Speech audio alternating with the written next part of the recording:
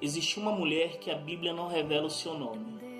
A mesma sofria de uma grande doença que lhe tirara o sorriso do rosto, a alegria de viver e a perspectiva de vida.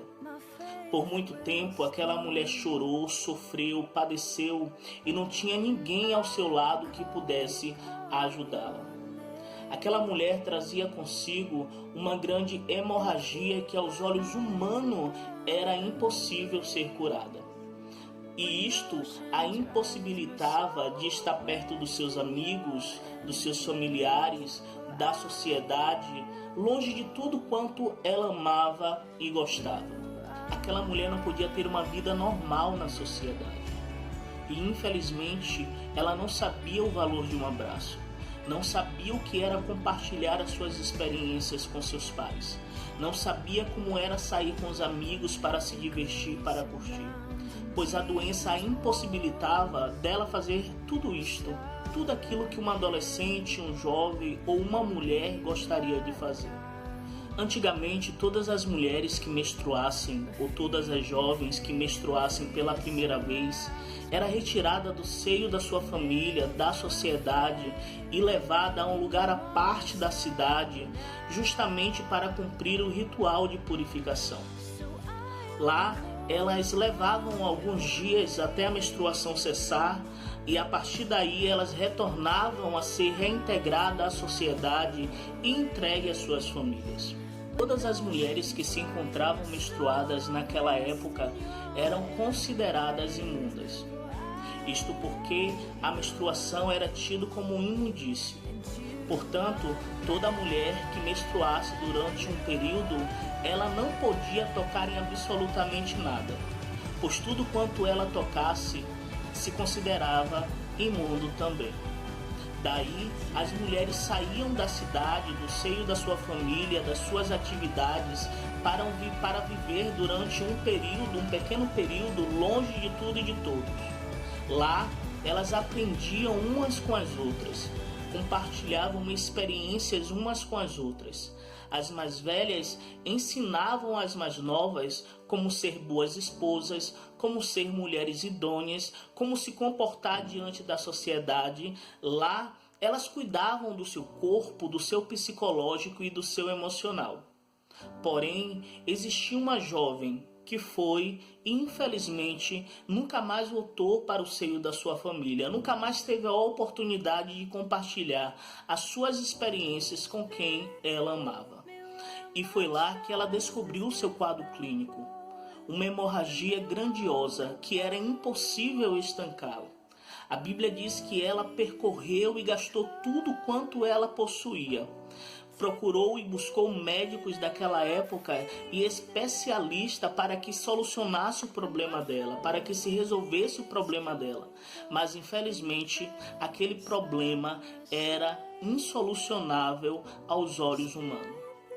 Aquela mulher viveu 12 anos de sua vida com aquela hemorragia, totalizando 4.383 dias sofrendo dia e noite com fortes dores, com fortes cólicas, sofrendo tantas outras doenças que vieram sobre o corpo dela, sobre a mente dela, pois aquela doença ali abrira a oportunidade de adquirir tantas outras doenças psicossomáticas e psicológicas que ela estava caminhando rumo à sua morte.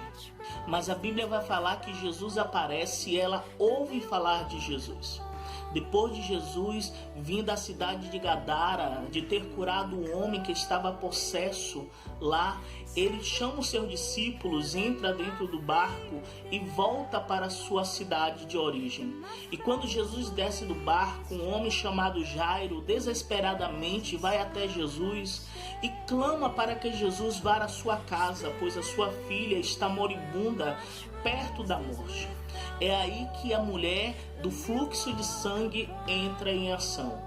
O plano que ela traçou poderia não dar certo, pois ela poderia ser pega, ela poderia ser apedrejada até a morte, ela poderia ser discriminada pela população, pela sociedade, por estar afligindo uma lei que poderia levá-la à morte.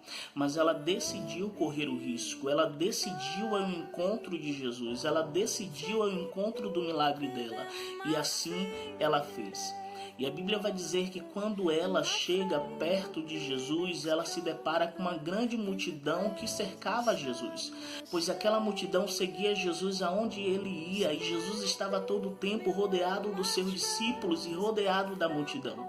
Então aquela multidão simbolizava o grande desafio que ela teria que correr para tocar em Jesus, porque ela colocou em seu coração que se tão somente ela tocasse na orla dos vestidos de Jesus, ela seria curada, ela seria alcançada pelo milagre. Porém, ela se encontrava sem força, sem vigor, sem ânimo, e atravessar aquela multidão seria um dos maiores desafios que ela iria enfrentar.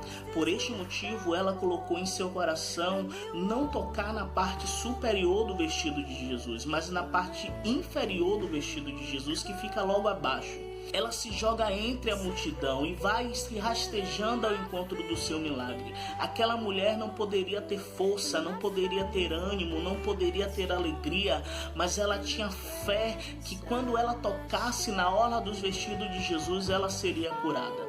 E a Bíblia vai dizer que quando ela tocou na orla das vestes de Jesus, ela sentiu em seu corpo algo acontecer. Ela sentiu aquela hemorragia ser estancada, ela sentiu que o milagre aconteceu. Foi aí que Jesus parou aquela multidão, parou todos que estavam em volta, os seus discípulos, Jairo que estava aflito em busca do milagre da sua filha. Jesus parou todo mundo e fez a seguinte pergunta: quem me tocou? E a Bíblia vai dizer que os discípulos que estavam em volta de Jesus não compreenderam a pergunta de Jesus, porque aquela pergunta foi meio que aleatória. Mas a Bíblia vai dizer que Jesus ainda insiste: quem foi que me tocou? E um dos seus discípulos, Pedro, lhe responde: mestre, a multidão te aperta, te oprime, e você pergunta quem foi que te tocou? E Jesus olhando para a multidão, Jesus olhando para os seus discípulos, talvez Jairo sem entender absolutamente nada, Jesus olha para todos aqueles que estavam ao redor dele e diz: sim, alguém me tocou, porque de mim saiu virtude, porque de mim saiu poder.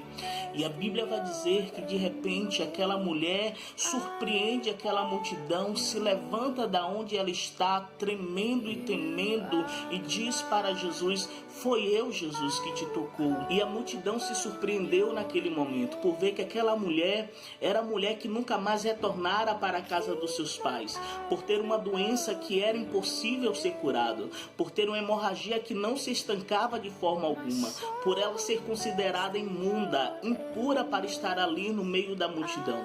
Enquanto a multidão falava dela, pelas costas dela, Jesus a olhava de frente, Jesus a conhecia, Jesus sondava os pensamentos, sondava o coração daquela mulher, e Jesus lhe dizia: olha, mulher, agora você está curada, vá em paz, porque a sua fé lhe salvou.